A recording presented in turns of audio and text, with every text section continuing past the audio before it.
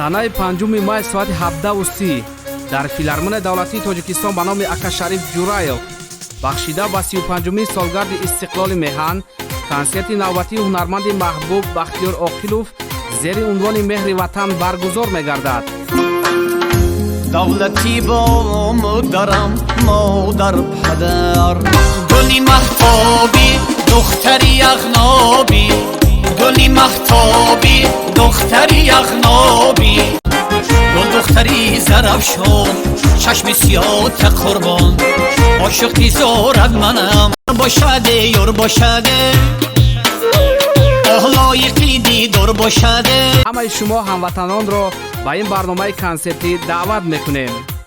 меҳр аст агар дури сухан гуфтани мо, ишқ аст ба зиндагӣ ватан гуфтани мо.